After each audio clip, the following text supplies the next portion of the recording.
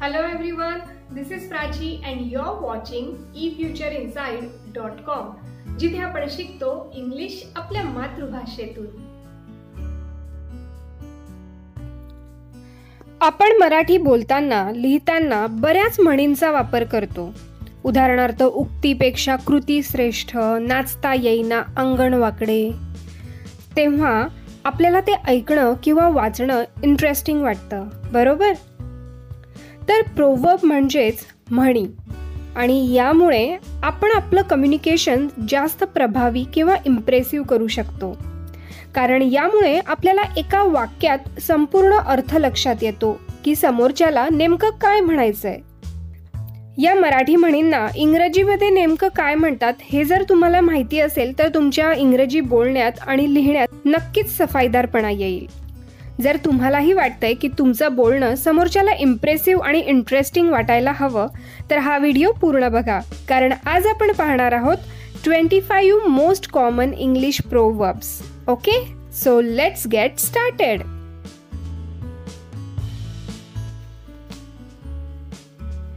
Actions speak louder than words. उक्तीपेक्षा कृती श्रेष्ठ. म्हणजे नुसतं बोलण्यापेक्षा कृती करून दाखवलेली नेहमीच उपयुक्त ठरते. Actions speak louder than words. A bad workman quarrels with his tools. नाचता येईना अंगण वाकडे. म्हणजे एखादं काम आपल्याला करता येत नसेल तेव्हा ते मान्य न करता आपला कमीपणा लपवण्यासाठी आपण त्यातच दोष आहे असं दाखवतो. A bad workman quarrels with his tools. A bird in hand is worth two in the bush. म्हणजे हातचं सोडून पळत्याच्या मागे लागू नये. जे आपल्या हातात आहे ते सोडून दुसरं मिळेल या आशेने हातातली गोष्ट पण आपण सोडून देणं. A bird in hand is worth two in the bush. A drawing man catches a straw. बुडत्याला काडीचा आधार. म्हणजे घोर संकटकाळी मिळालेली थोडीशी मदत देखील खूप महत्वाची असते. A drowning man catches a straw. A friend in need is a friend indeed. गरजेला मदत करतो किंवा हात देतो तोच खरा मित्र. A friend in need is a friend indeed. A penny saved is a penny gained. वाचवलेला पैसा म्हणजेच मिळवलेला पैसा. A penny saved is a penny gained. A rolling stone gathers no moss. गडगडीत जाणाऱ्या दगडाला शेवाळे चिटकत नाही, म्हणजेच अस्थिर मनुष्य यशस्वी होत नाही. A rolling stone gathers no moss. A stitch in time saves none. वेळीच केलेल्या उपायाने संभाव्य मोठी हानी टळते. एखाद्याचा उपाय लगेच केला तर आपल्याला येणारं संकट टळू शकतं. A stitch in time saves none. A word is enough for the wise. शहाण्याला शब्दाचा मार. म्हणजे जो शहाणा असतो, समजदार असतो, त्याला बोललेलं किंवा शब्दात सांगितलेलं लगेच समजतं. A word is enough for the wise. All is fair in love and war. प्रेमात आणि युद्धात सर्व काही माफ असतं. All is fair in love and war. All is well that ends well. ज्याचा शेवट गोड ते सारंच गोड असतं. All is well that ends well. All that glitters is not gold. जे चमकते ते सोनच नसतं, म्हणजे चमकणारी प्रत्येक गोष्ट ही सोनं नसते. All that glitters is not gold. An apple a day keeps the doctor away. दररोज एक सफरचंद खा आणि डॉक्टरला दूर ठेवा. An apple a day keeps the doctor away. An empty vessel makes much noise.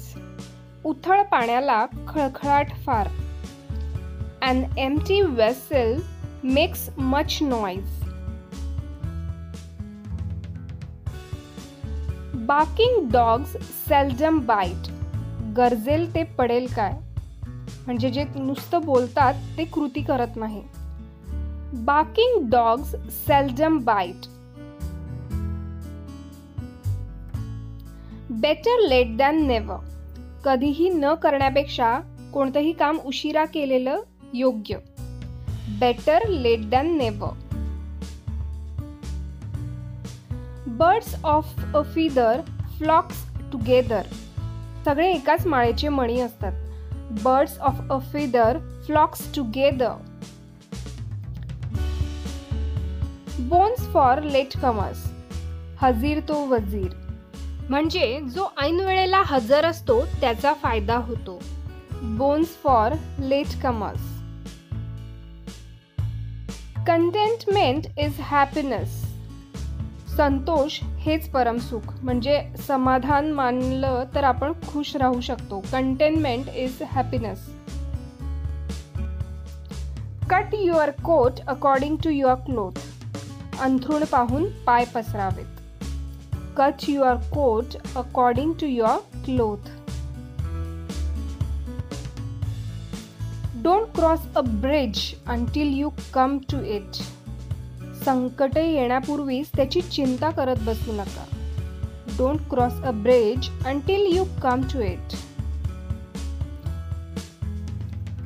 Early to bed and early to rise makes a man healthy, wealthy and wise. लवकर निजे लवकर उठे तया ज्ञान आरोग्य संपत्ती लाभे. म्हणजे जो लवकर झोपतो आणि लवकर उठतो त्याला आरोग्य संपत्ती ज्ञान लाभतं अशी म्हण आहे. म्हणजे थोडक्यात त्याचं आरोग्य चांगलं राहतं.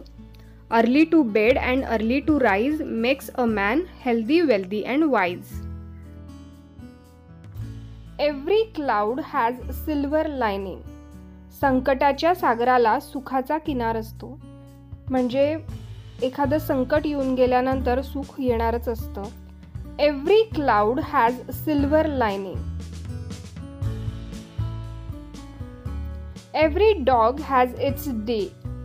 4 दिवस सासूचे किंवा 4 दिवस सुनेचे असं आपण म्हणतो. याचा अर्थ प्रत्येकाची वेळ येणार असते. Every dog has its day. Every house has its skeleton. घरोघरी मातीच्या चुली, म्हणजे सगळीकडे सारखीच परिस्थिती असते. Every house has its skeleton. तर अशा पद्धतीने आपण हे प्रोवर्ब्स बघितले आहेत. अशा म्हणींचा किंवा या प्रोवर्बचा वापर तुम्ही तुमच्या इंग्लिश बोलण्यात किंवा लिहिण्यात केला तर ते नक्कीच समोरच्याला इम्प्रेसिव्ह वाटेल आणि इफेक्टिव्ह वाटेल. त्यामुळे योग्य वेळेला त्याचा वापर नक्की करा. आणि अशाच सोप्या पद्धतीने English grammar communication skill improve करण्यासाठी चॅनल लाईक, शेअर आणि सबस्क्राईब करा. लवकरच भेटूया पुढच्या व्हिडिओमध्ये. Till then, bye bye. Keep practising.